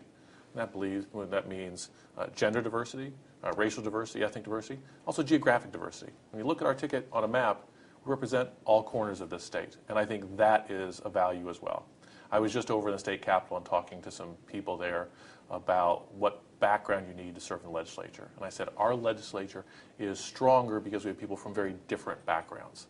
If they all came from the same area, they wouldn't have the diversity of opinions out there. I think our ticket is stronger because we have a nice, diverse ticket. All right. State Senator Mike Frerichs, candidate for treasurer, we thank you for joining us. Terry, it's a pleasure. Happy to come back anytime. You're watching the Illinois Channel, an independent nonprofit corporation formed to provide gavel-to-gavel coverage of Illinois state government and other public affairs events taking place across Illinois. The Illinois Channel salutes our advisory council members, leaders in business, education, law, medicine, and other fields from across Illinois. I'm Mark Beal, Executive Director of the Chemical Industry Council of Illinois. We represent over 220 companies, employing almost 46,000 people at over 700 facilities located across Illinois. These are the kind of jobs any state would wish to have, with an average annual wage of over $81,000 per year. To keep these kind of quality jobs in Illinois means we need to keep a competitive business climate with other states. Our tax rates, regulations, transportation infrastructure, the quality and education of our workers, these factors all combine to create a climate that's going to attract new businesses or in some cases keep them away. That's why the Chemical Industry Council of Illinois supports the work of the Illinois Channel. They bring us into the Capitol to hear debate on such issues as reforming the workers' compensation system, health care reform, and the debate over changing the state's pensions. These are among the issues covered by the Illinois Channel that affect all of us. Taken together, they create a business climate that will keep the Illinois economy growing or cause it to slip into further decline. That's why we all need to know what's happening on policy issues affecting our state and our communities. That's why I watch the Illinois Channel, and I hope you do too. The Illinois Channel. It works for all of us. Next from Chicago, our contributing correspondent Jeff Berkowitz sits down with Steve Edwards, the Deputy Director of Programming for the Institute of Politics at the University of Chicago. Mr. Edwards, a former host of Chicago's NPR member station, discusses the role of the Institute, his memories of interviewing Barack Obama as a fledgling politician, and what makes for a good interview with a politician. This runs about 30 minutes. You're watching Public Affairs. Berkowitz is my name and politics is our game, and we will be doing lots of politics and lots of public policy this evening because we're talking about Steve Edwards is our guest. As I mentioned in the tease, he had been at WBEZ for 14 years or so. Yeah. Everybody would know 848, a really fantastic program. It's changed since, but when Steve was there, it was great. He did political interviews, he did current events, he did pop culture stuff. Now, for the last year and a half, he's been at the Institute of Politics, which is, the director is David Axelrod, who, of course, some would say he created Barack Obama. That might be going too far, but he certainly got involved with Barack a while back, and certainly when he was running for the U.S. Senate, and then running for president. And so David Axelrod knows so much about politics and public policy, and now he's come back as a University of Chicago alum to give the university what it didn't have when he was there, which was some practical politics. And Steve Edwards is going to tell us, what's the essence of the Institute of Politics, Steve Edwards? Well, first of all, I should say, Jeff, it's a thrill and an honor to be with you here, because as somebody who's seen you work and watched you work, not only here but around town over the years, and had you as a guest on some of the programs I hosted, I have great admiration for you and your commitment Don't to suck up to the politics. host. Don't suck up to the Okay, host. all right. Okay. All right. But I do sincerely no, thank you for believe the that. compliment. I appreciate it. The Institute of Politics, a nonpartisan institute dedicated to elevating the quality of public discourse around politics and public policy, and to inspiring and training the next generation of public service leaders. That's the short statement, the mission statement that guides what we do. And we launched in January of 2013 formally, and we do 3 significant programs: a speaker series, which provides opportunities for not only students but members of the public, as you know, to get... Who did you have in the speakers for the last week? I mean, the last week with the holidays and so forth, it was broken up. But last let me go week back or 2 weeks ago. When 2 weeks ago, right. Doris Kearns Goodwin on her new book, Bully Pulpit, looking at TR and William Howard Taft. We also had Richard Reeves on JFK. We had, before that, Joe Scarborough from MSNBC. We had Mark Halperin and John Heilman, the guys from Game Change, on their 2012 It's just like a who's who, who's in the news, who's important, who's written something of interest, who's involved in politics. Last week we had Joe Biden, the vice president, come through as well. Yeah. You could have had Obama over, and you could have called me, and just you, me, and Barack would sit down. Because just for a little chat. Well, as a slight digression, you knew Barack way back when, right? I did. When did you first meet Barack? I first met Barack Obama when he was a candidate for the 1st District congressional seat in 2000. And in fact, here's something, I don't know if I've ever told you this, but myself and my colleague Gretchen Helfrich at WBEZ at the time, we were the co-moderators of one of the only debates, I think perhaps even the only broadcast debate in that campaign. It took place at Kenwood High School in the auditorium. Donnie Trotter was there, Barack Obama was there, Bobby Rush was a no-show for part of it and came midway through, stayed for about 5 minutes, and then left. And that's when I first encountered then Senator Barack Obama. And so did you know at that point, that would have been, so that was, the election was in March of 2000, I think, right? The primary, Democratic primary. Yes. And so this forum was probably in January or February of 2000 or That'd be about right, yeah. And there was a fourth candidate. I'm blanking who it was, but I think there was a fourth candidate. I only remember those 3, but you could be right. But in any case, okay, so you saw Barack then. Did you say, I think that guy's going to be president of the United States? Did you really? No. No. Well, what did you think? But I will say this, and I think, you know, those who knew Barack Obama then, whether they were in politics or not, other journalists, had a sense that this was somebody who was a star or potential star within the political universe. I mean, you know, it's a little bit like the NFL, right? You've got 22 people on the field. All of them have to be accomplished to get there. But on any given field, there's just a handful of superstars, and they have a certain kind of transcendent quality in their ability to connect with people, their ability to communicate, their knowledge of policy. And I think very early on, there was a sense that I had and that others who knew him in various circles that this guy had a special set of talents that, if you match them with the right opportunity, could go very far. I don't think any of us thought that you know, he'd be president of the United States within a decade. No question. But you probably thought, but you thought this guy has a future. He's got and there a were a big lot of future. people writing. I mean, I remember there's a long article in the Chicago Reader, a cover story, one of those, you know, 40,000-word pieces that went deep into the race and his background. There was a sense, I think, in the press corps that, and some in that community, that, you know, wouldn't the 1st District voters be so lucky to have somebody like Barack Obama? There was an equally, I think, strong and ultimately much larger voice of people who felt like this was a guy who didn't understand the concerns of the average voter in that district, and ultimately that's why he got trounced by Bobby Rush. Yeah, even Barack said he got spanked. It was like 2 to 1. Was it like 60, yeah, it 60 wasn't to 30 or something like that, maybe even worse? Yeah.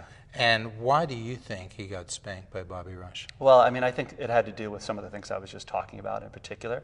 Well, they had to do with, you know, number one, Barack Obama was seen as somebody who was a Hyde Park resident, which is only one small part of that district, and not seen as the kind of heart of what 1st district politics are all about. I mean, you got to remember that district, as it was drawn then, also had significant swaths of Robert Taylor homes and Stateway Gardens. He was seen as somebody who was intellectual and elite and not part of the world of community concerns despite his community organizing. He wasn't somebody who grew up in Chicago.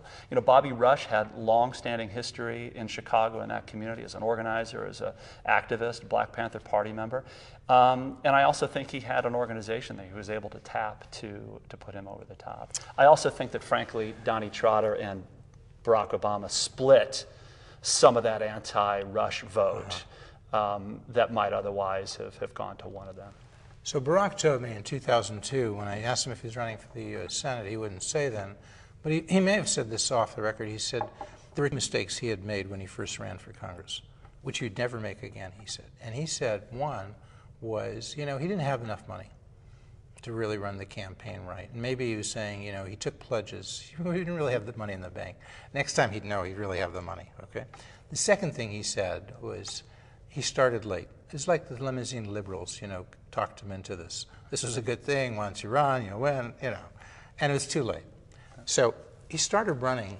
I had him on in June of 2002. He wasn't really running then. He's actually made that statement. First thing we have to do is get Rod Blagojevich elected, which got me on the Bill O'Reilly show.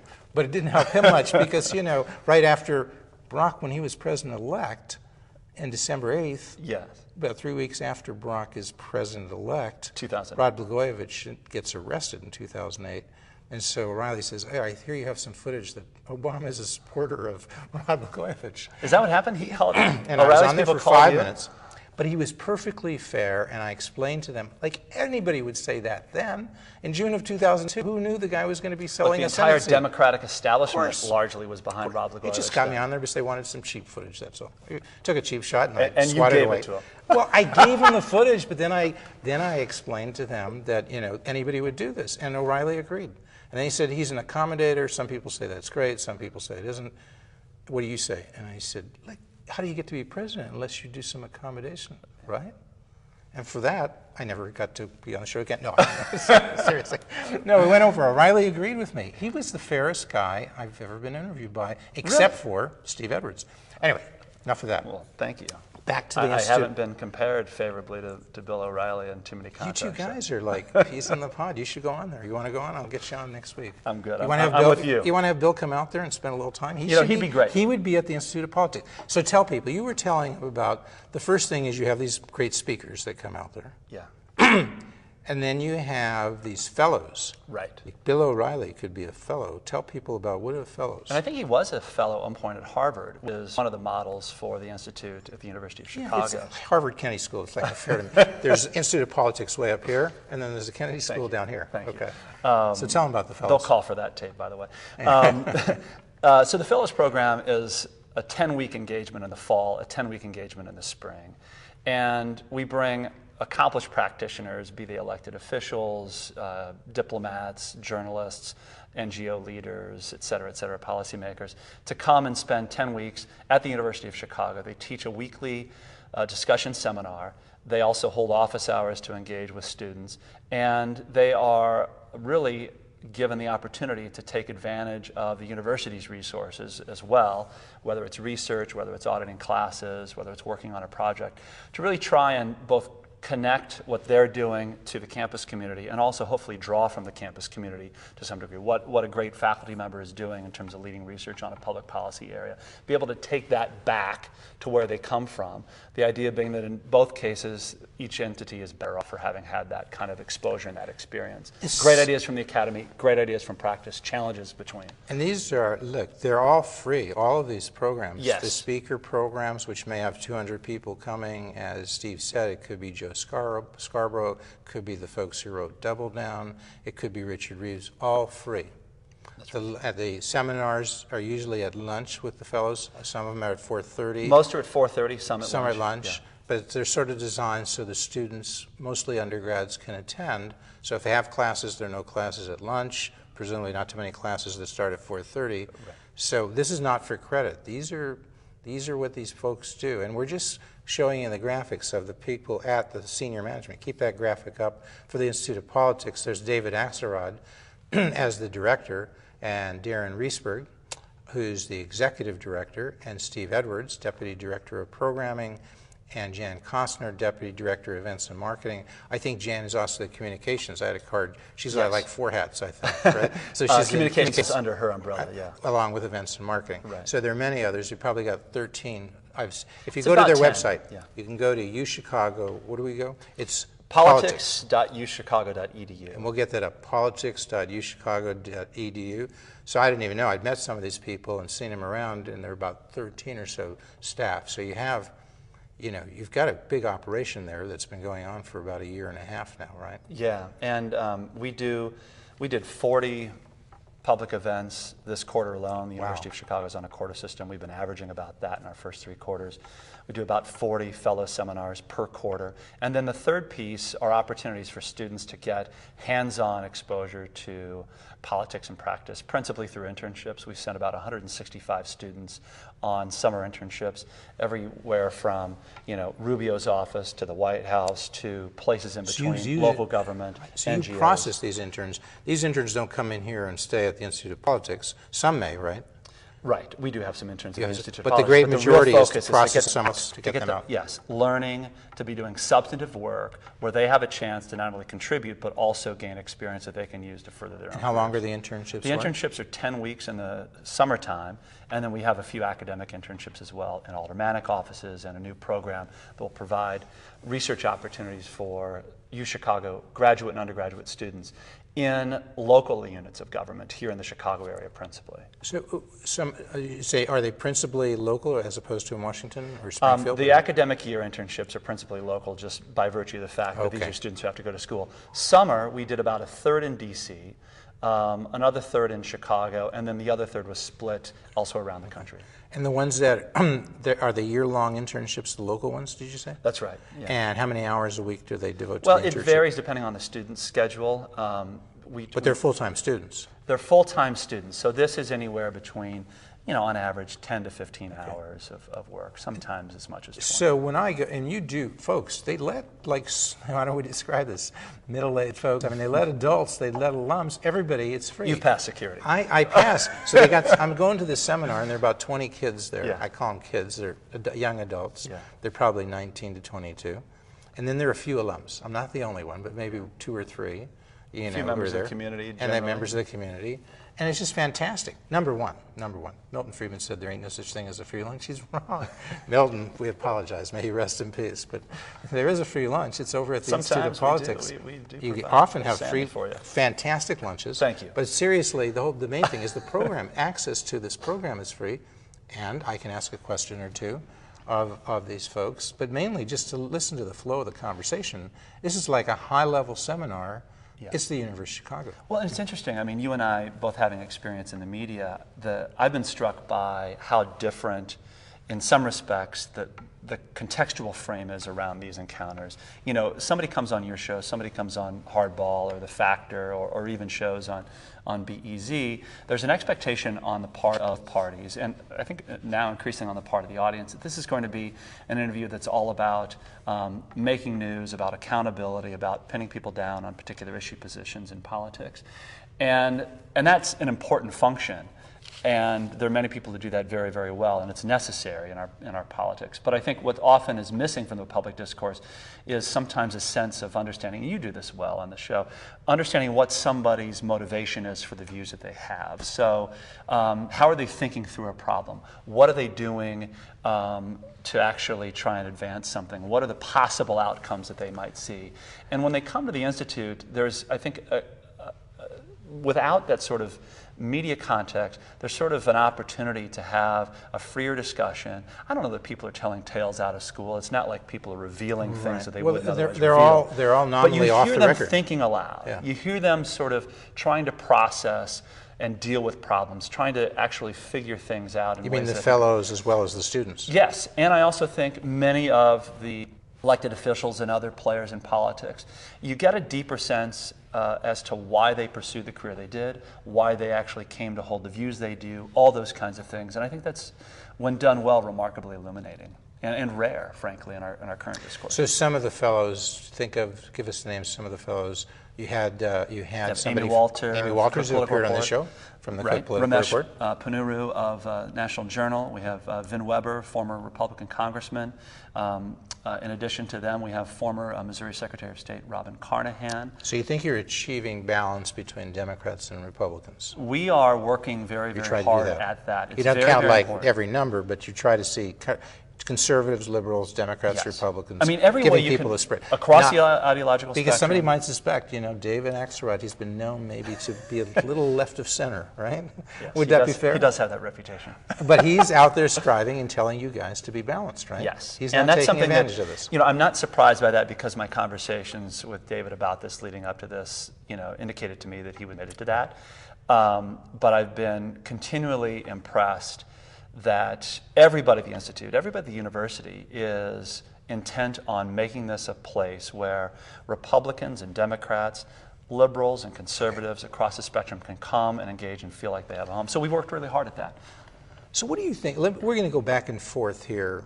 Probably got about 15 minutes left, maybe a little less. Because this show, it's about you, it's about David, it's about the Institute of Politics. You made a career move, going out of mainstream journalism. In a sense, what you're doing is somewhat similar now. You're interviewing some of these speakers. Occasionally, yeah. Occasionally. Not before you were doing it every day, so it's a little less.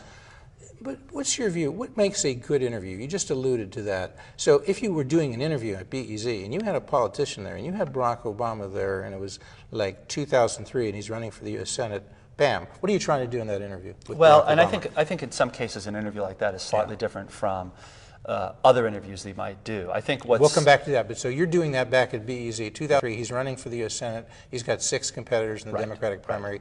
What are you trying to accomplish in that interview? I'm trying to do a couple things. Number one, at just the most basic level, I'm trying actually to give the potential voters who are listening an opportunity to understand what he stands for on a series of important issues, how he might vote on a series of important issues, and trying to move that broadly and with some degree of depth in each area. So number one, who is this guy and how might he represent your interests as an elected official representing the state of Illinois, number one. Number two, I want to actually get a sense for how what he says checks against what he's actually done or said in the past. Because, as we know, politicians oftentimes, massage the record or they shape what they might say for the particular audience they're talking to. So if somebody has sort of evolved their position, changed their position, not acknowledged a particular point of view, I want to make sure that's available to the voters and that we have an opportunity to pursue that as well. I also want to make sure that we have a sense as to who they are as, what are the kinds of things that have motivated them and shaped them in some way. I often think that while it's vitally important to understand where people are on the issues.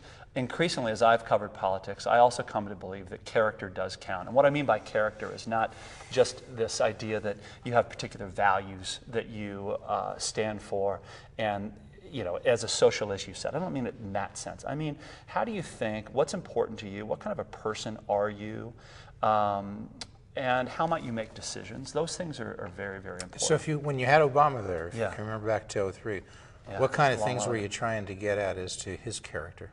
Well, I think at that point, I was trying to get a sense for how he would translate who he was as a state senator representing the district on the south side of Chicago, largely based around Hyde Park and Kenwood, to an experience that was statewide.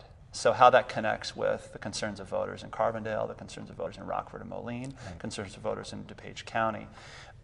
Because as you know, to run and win and be successful in the city of Chicago, especially in his district, it is a very different set of issue concerns and focus points and what you might actually do to win voters and win over voters and maintain their support than what you might do if you're running for that same seat in Carbondale.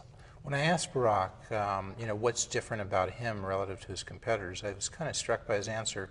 This was back in 2003, 2004. He said he's running against for the U.S. Senate nomination in the Democratic primary. He had 6 competitors. Yeah. And he said, number one, he knows the issues, he takes a position, and he speaks out. And Steve, I would have thought almost any politician would do that. And yet he was right. That distinguished him. He knew the issues. he took a position and he spoke out. Well, and I think David. Do you agree? I mean, I would agree with that. Most politicians really don't do this. Well, I don't know if we should tell the students they should all go into mathematics or something. Well, I also think that this is something that President Obama would say now, I'm sure, and David has said on a number of occasions, that probably the best example of that quality in him, and it's not uniquely his, of course, was his opposition to the Iraq War early on, which was unpopular and potentially problematic for him at the time he took it, if he was thinking about a statewide office, given what public opinion showed for the Iraq War at that time. But he went down to Daley Plaza, made that statement, called it a dumb war. I remember moderating a debate with the Democratic candidates where that came up. We had 20 minutes on roundtable on foreign policy with everybody, and people were really taking him on that particular issue. But he stood by it, and I think that was an example of him sort of stepping out in front on an issue that was probably difficult for him to sell to some voters in the state at that time. Do you agree now with not? His decision to take that position in October, when he stood out at the Federal Plaza and made that fiery speech, as you said. He said, look, I'm not a pacifist, and he said it a lot more fiery than I'm saying now. Yeah. He says, but I'm not against all wars, just dumb wars. Okay? And it was yelled out, okay. And then he came on this show a month later, sat in that chair, but it was it really just that span of time? November 25th, 1 month later, because he made that speech in October. I hadn't seen that. I actually didn't know his answer. I knew less about politics and followed it less then. So I said, like not knowing, I said, well, Barack, how would you vote if you had been in Congress at that time? Because they had already voted, even though this is 4 months before the invasion, to give Bush what some Democrats would say, a blank check. And Hillary voted for that, Hillary Clinton. John Edwards voted for it, John Kerry. All these other Democrats at the time who were sort of viewed, as later as anti-war, they voted for it.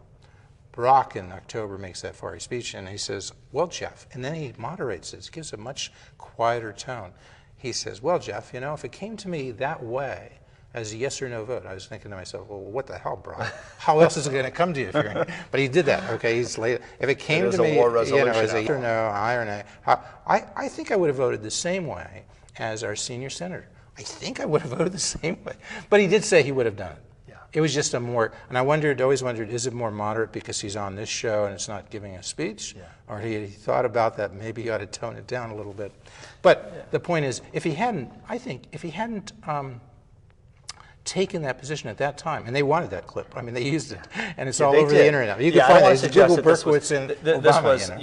You could call this sort of an act of political courage. You could also call this an act of political calculation and strategy and differentiating yourself from a very crowded Democratic field. And what's going to be authentic to you, what's going to resonate, what's going to differentiate yourself. And I think that there's a lot of evidence to suggest they saw an opening there too. And I don't think he would have become president, because when he's running in the primary, and it's just down to Edwards and it's down to Clinton, it's down to him, both those folks voted for it. And as you know, in the Democratic primary, the base is an enormously powerful he said, position for him. He questioned judgment. I had the judgment to oppose it. When the two supported it, he wouldn't have been president of the United States. 4 he years wouldn't have won later, the Democratic primary. It was an enormously powerful point of differentiation. All right. And underscored this idea of change, and I'm not a part of the establishment. So now you're doing an interview. Who were you interviewing last week? You had at the speakers program. I interviewed Mark Halperin and John Heilman with Double Down. Double Down. So tell people who they are, and what were you trying to do in that interview? How did that differ from interviewing candidate Barack Obama? That's a great question. Mark Halperin is a former political director for ABC News, now writes for Time. John Heilman writes for New York Magazine. Those two were the two authors behind Game Change. Let's see if we can get this up here. Look at this. God, you're good. God, okay. Wow. So here we go, right here. So Double Down. So Mark and John, you owe me big time. No, I'm just kidding. Okay. So this is the follow-up to their 2008 campaign book, right. Game Change, which of course was turned into the HBO movie. Inside the Obama and McCain campaigns, lots was made of that, and particularly the Palin pick on the part of McCain. This is their 2012 take. To me on this, number one, is anytime you're doing a book interview, and this clocked in at more than 400 pages, is trying to sort of make sense. Because you actually had read the book. Larry King said, I don't read the book, I want to be like my viewers. Seriously, that's what he said. The guy made $10 million, $30, $100 million. How much do you make? He didn't read the book. You read the book, right? I read the book. Okay. I understand his philosophy about that. I tend to believe that you should read the book if you're going to interview somebody. Yes. And I do think that. So this gets to the point. But I interrupted you. Go make the point. Well, the point what I are you was trying to do relates in to this this. interview? Yeah. So you've got a 450-page book. What about it is interesting, salient?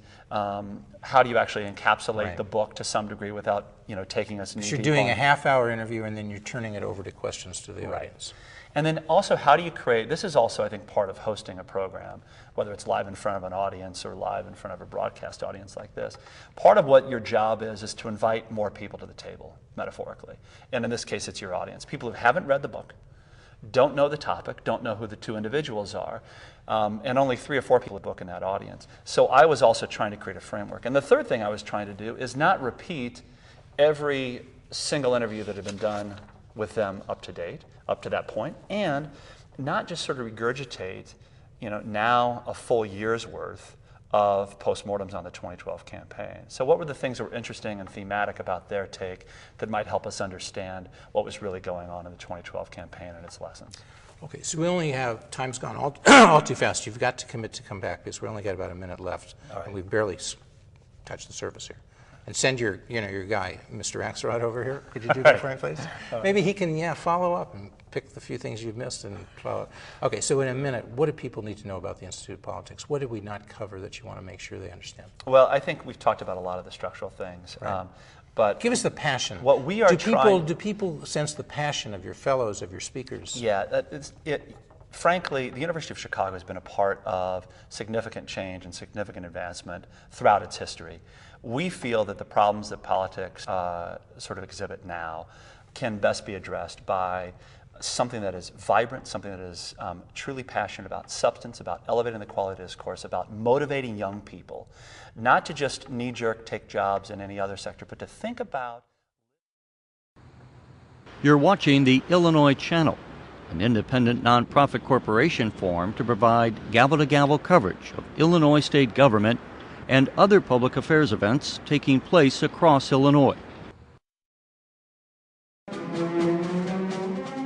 The Illinois Channel salutes our advisory council members, leaders in business, education, law, medicine, and other fields from across Illinois. Hi, I'm Bob Schillerstrom, and I work now as an attorney with the firm of Ice Miller, helping people in business address issues they have with government. But for 12 years, I was honored to serve as chairman of the DuPage County Board. As the second largest county in Illinois, the issues we faced in DuPage were a reflection of the issues facing the state. How to manage government well so that we can deliver the best government for the least cost to the taxpayers. How to provide benefits to government workers without breaking the county's budget. And how to attract new business and keep the businesses we already had happy and growing. And I'm proud to say we lowered taxes for 9 out of the 12 years that I was in office. Local government is a key component of our democracy. It is the government that is closest to the people and which deals with the majority of the issues citizens confront on a regular basis. But whether at the county level, the municipal level, or the state level, as citizens, we need to have some ideas of the issues facing us. That's one reason I'm proud to serve on the Illinois Channel's Advisory Council. The Illinois Channel's mission is to bring televised coverage of state government to citizens across the state, from Rockford to Carbondale. And since 2003, the Illinois Channel's done just that. Whether covering the remarks of Supreme Court Justice Kilbride on the crisis of court funding, or their coverage of the legislature's reforming state pensions, or their profile of judicial candidates running for the appellate court, the Illinois Channel keeps us connected to the issues and individuals engaged in running our government. I'm former DuPage County Board Chairman Bob Schillerstrom. I watch the Illinois Channel, and I hope you do too. The Illinois Channel, it works for all of us.